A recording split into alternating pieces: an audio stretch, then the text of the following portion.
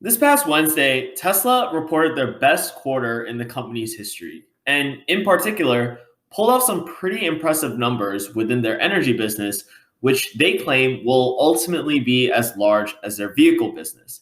And as I have been thinking for the longest time, as my thesis for Tesla is really, yes, right now people think of them as an electric car business. Really, I see them as a conglomerate that although the vehicle business is a really big part of that, they're essentially becoming a larger and larger utility company in the grand scheme of things. So it's very exciting to see that this is definitely on its way to coming to fruition.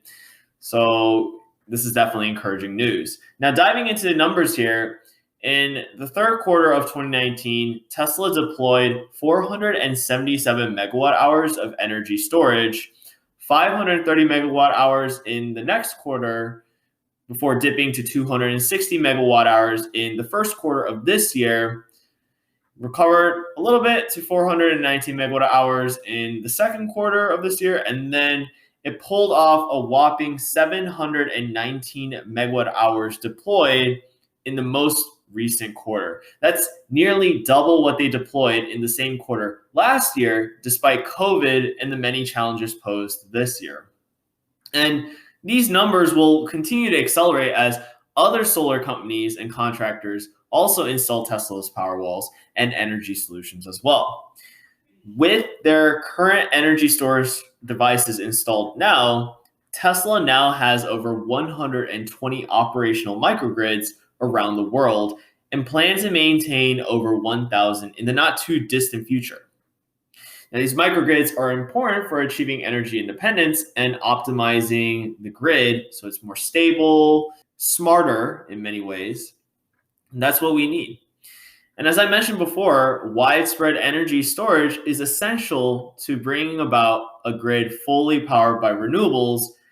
And with Tesla's earnings results, it's clear we are approaching that future very quickly here.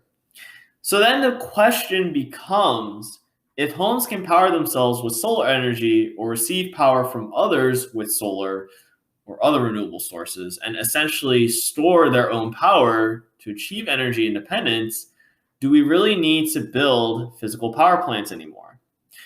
The answer was obvious before. Just build a new power plant to meet increasing demand. However, now it's becoming less and less so. For example, in July, the Taiwan Power Company hired Enel X, which is part of a larger Italian energy giant. They were hired to shore up the Taiwanese grid with a virtual power plant made up of commercial and industrial assets. This makes sense because virtual power plants cost a fraction of what a traditional power plant does, and in some cases cost close to zero capital investment, as we're just using assets that are already installed and ready to go. In fact, research is indicating that virtual power plants could grow at more than 6 times the rate of thermal demand, or short for oil gas plants. And compared to the thermal power industry's expected compound annual growth rate of 3%, virtual power plants stand at 20.2% up to 2025. That's really, I think, a conservative estimate. I think it'll be much more than that, but still encouraging nonetheless. And similar projects are being implemented by Enel X in Japan, South Korea, Australia, while other companies like Sonnen and Bala Power Networks and Sunrun are implementing projects of their own. And in the case of Tesla's energy storage solutions, over-the-air software updates can be used to further optimize existing infrastructure, such as their Powerwalls and Megapacks, without having to actually make any physical changes. Similar to what their cars do, right? You don't actually have to take it into the shop to update it. You could just leave it in the garage, and as long as you have Wi-Fi, it'll just download the update on its own, and there you go, voila. That's the same thing we could envision for our grids in the future with these microgrids. So simply on a cost basis, virtual power plants are the future, and they do so much more to help optimize and stabilize the grid. And in addition to that, just imagine seeing landscapes without the polluting smokestacks of coal plants, whatever, of old, and just cleaner skies. Yeah, unfortunately, even with batteries playing such a big role in helping the world realize a renewable power future, they can pose hazardous to the environment via disbursement of heavy metals, mining, and other toxic substances into the air and water if they are not properly recycled at the end of life. Today, only an estimated 5% of lithium ion batteries are recycled due to the inefficiencies of the current process. However, scientists at the Idaho National Laboratory, they're currently testing out an electrochemical process which is very promising. They're claiming it could achieve high recycling recovery rates with approximately a 96% efficiency in terms of extracted cobalt, lithium, manganese, and nickel, which are all critical components of batteries. This process also is not only magnitudes more efficient, they also reduce energy and chemical costs by approximately 80% compared to present recycling techniques. So ultimately, as the markets for batteries grow, more metals will need to be extracted to supply the exponentially increasing demand, correct? However, much of these supply issues can be alleviated because it's really hard and expensive to get these materials from out of the country to the US. So it puts upward pressure on the costs.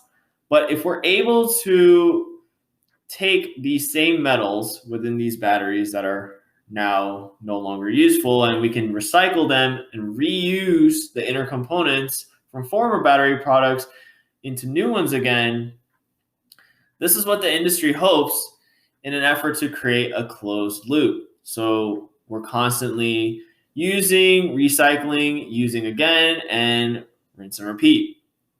In that way, we can really bring down the costs of batteries because we don't have to constantly retrieve new metals, new raw materials to manufacture these batteries because we're just recycling. And it's also just truly more sustainable and environmentally friendly because without this, we're essentially negating a lot of the benefits we're realizing with batteries and renewables if we're not properly disposing and recycling the raw materials underneath and essentially just the batteries themselves. So this could really become a large future industry, just kind of with the current projections we see. There's estimates of raw materials and end-of-life lithium-ion batteries growing from about $0.3 billion this year to $24 billion by 2040. Again, I think that's a pretty conservative estimate there. Really, though, it depends on the recycling techniques that we come up with between now and then. So, but this method definitely looks promising, and I'm definitely looking forward to that. And then, of course, solar continues to blossom across the globe.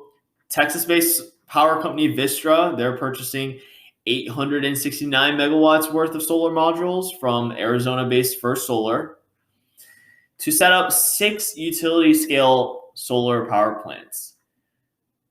In addition, corporations invested specifically 8,300 megawatts of U.S. solar, and corporate renewable energy procurement continues to grow at a rapid pace. In fact, all new U.S. electricity generation capacity, approximately 2,781 megawatts worth, came from renewables this summer, and no new capacity additions by oil, nuclear power, or geothermal energy since the beginning of the year. In total, the mix of all renewables will add more than 59,400 megawatt hours of net new generating capacity to the nation's total by August 2023. While the net new capacity from natural gas, coal, oil, and nuclear power combined will actually drop by over 10,100 megawatts. And the US isn't the only one adding more solar capacity. Australia will become the site of the world's largest solar farm, titled Newcastle Waters in its northern territory, and will be capable of producing 10 gigawatts of power over 10,000 square kilometers of land, which the project will be carried out by Sun Cable. That's over 30 million solar panels and can potentially power over 7 million homes. Apparently, it will be so big that it will be visible from space, like the Great Wall of China. The project is expected to be fully operational by 2027 and will power both the state of Darwin of Australia and 2/3 of Singapore's power via undersea cables. Also, in Poland, the largest utility, PGE, wants to dump coal, which makes up about 80% of its electricity generation, and joins a long list of European nations committing themselves to becoming net zero by 2050, and they're actually going to make this legally binding, which is pretty interesting. For some company that's producing over half of its electricity, especially 80% of its electricity from coal, and that's a pretty big commitment, yet a notable one and a necessary one, as every nation stands to play a large role in the movement towards solar and renewable energy. Now, one of the biggest arguments against solar and the renewable sector in general is the loss of jobs and livelihoods for those working in the fossil fuel industry. There's so much fear tactics going on here, further discouraging the transition over to renewables. I just say, come work for solar and wind.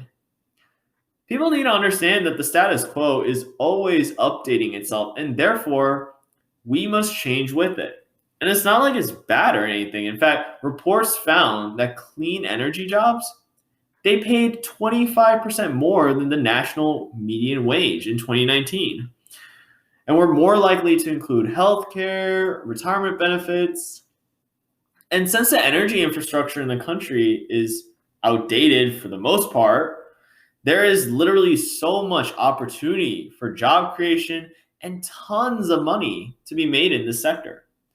It's also just safer. I mean, the health risks posed to people working in the renewable sector pales in comparison to their counterparts in the coal, oil, and gas industries.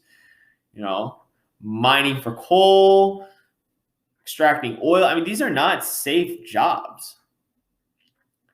And also nuclear, it's also potentially hazardous as well, despite all the safety measures taken and virtually impossible for anything to happen. I mean, it's happened before. It could happen again. And then when it does, the effects are disastrous. Places aren't able to be inhabited, but also the workers inside.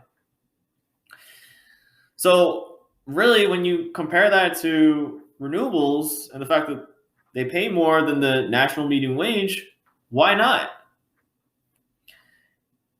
And the conversion of workers within the energy sector, it's already taking place.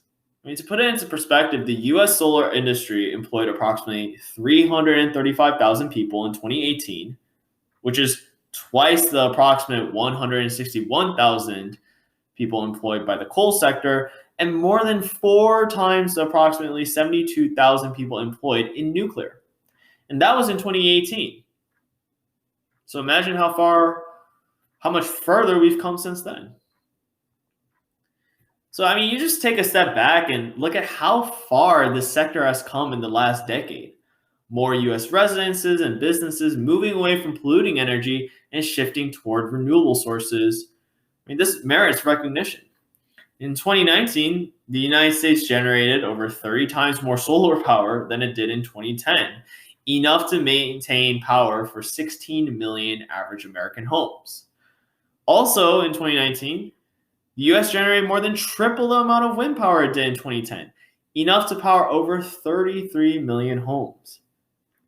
And in addition to all of this, average US household power consumption is decreasing since 2015.